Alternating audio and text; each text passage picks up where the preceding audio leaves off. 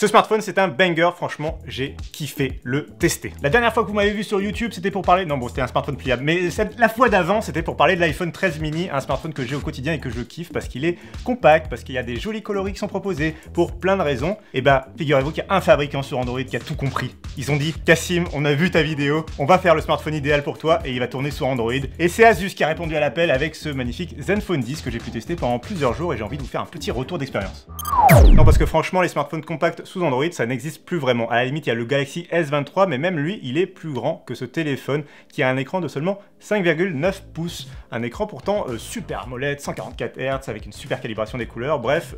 Asus, en fait, ils ont mis le paquet dans ce téléphone sans faire exploser son volume. Et ça, je kiffe. Et ça, à l'ère des smartphones avec des dos en verre qui prennent les traces de doigts, qui glissent, qui sont lourds, etc.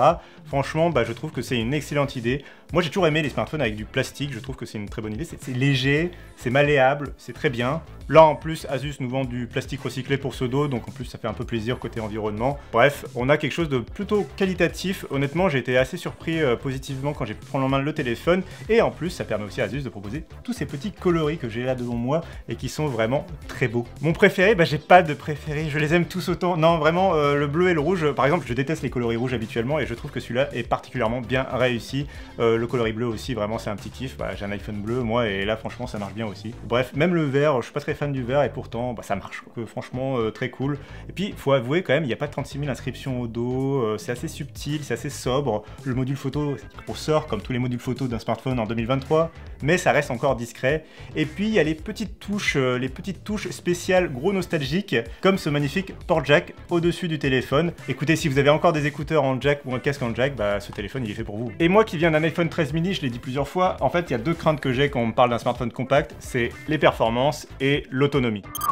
Alors pour les performances, franchement on va faire ça très vite. Snapdragon 8 Gen 2 de Qualcomm, donc le meilleur du meilleur en 2023 avec 8 à 16 Go de RAM et jusqu'à 512 Go de stockage.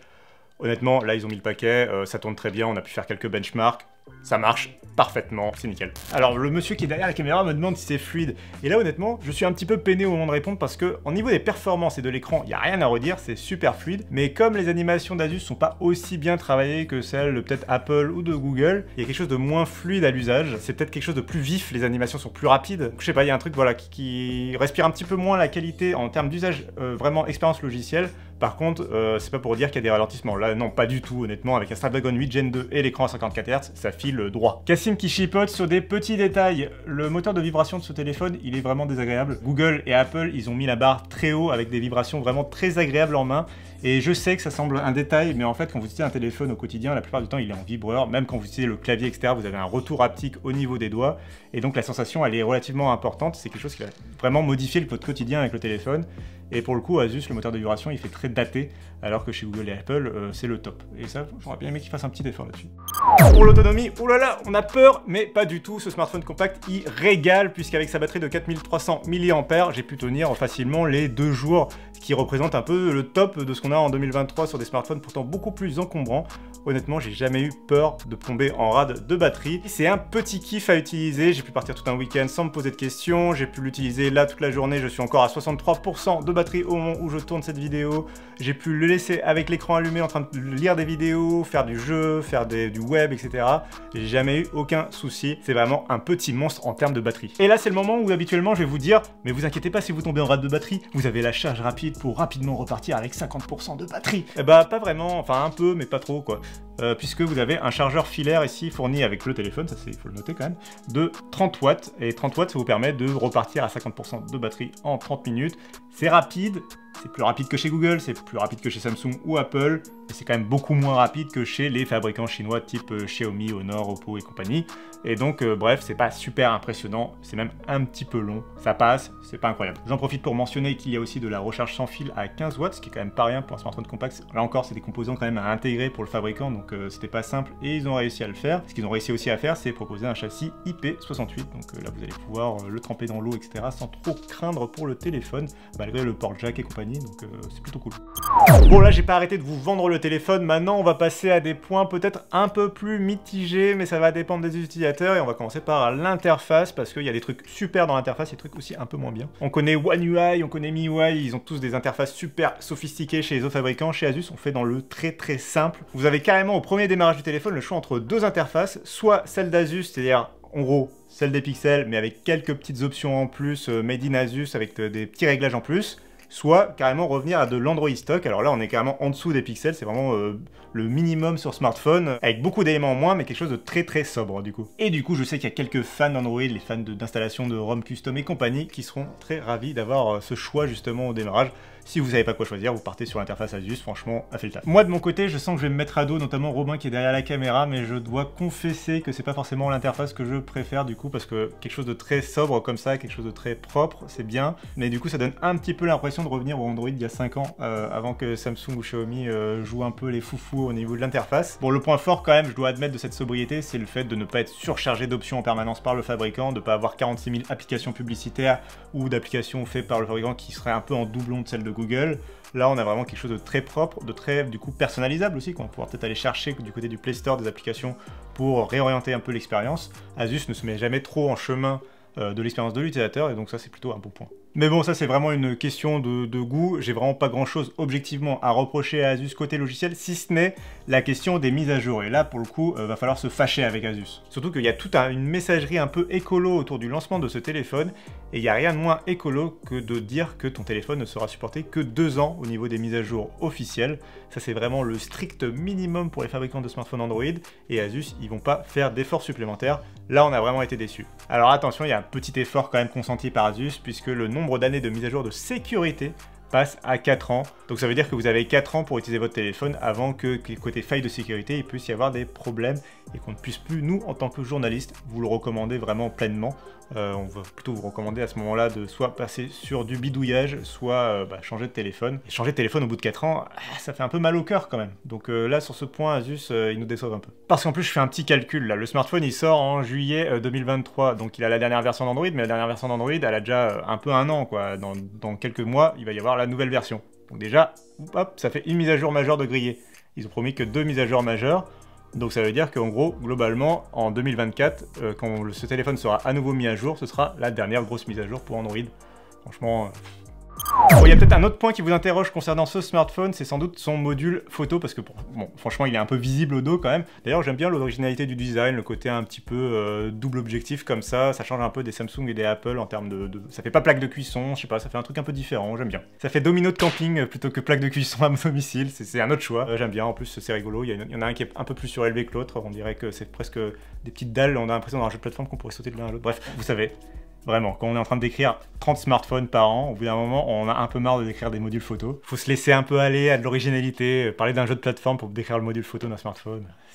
C'est un peu ça la touche Android des fois. Au dos de ce téléphone, donc on a 2 appareils photo. D'un côté le capteur principal avec 50 mégapixels et de l'autre un ultra grand angle. Donc Asus fait l'impasse sur un téléobjectif pour se focaliser sur de l'ultra grand angle. Ça tombe bien, c'est généralement le bon choix honnêtement pour un téléphone. S'il faut faire un sacrifice, il vaut mieux partir sur de l'ultra grand angle. Alors qu'est-ce que ça donne? C'est plutôt réussi dans la moyenne. Ça va pas jouer un match avec Samsung, Apple ou Google qui sont les maîtres dans le domaine parce qu'ils ont des armées de centaines voire de milliers d'ingénieurs derrière pour travailler les algos photos chaque année et améliorer vraiment au pixel près le traitement logiciel qu'ils vont apporter sur le téléphone. Asus, ils ont tout simplement pas cette armada là pour un smartphone, ils lancent un smartphone par an et puis c'est pas leur marché principal. Donc du coup, ils ne jouent pas dans la même catégorie et pourtant, ils s'en sortent plutôt bien honnêtement avec cet appareil photo. Alors déjà 2 jours, franchement, il remplit sa part du contrat, mais ça c'est assez classique maintenant en 2023, c'est très difficile de trouver un smartphone mauvais en journée en bonnes conditions de luminosité. Surtout que là, maintenant, on est en train de tester des smartphones pendant l'été, donc on a des belles journées bien ensoleillées,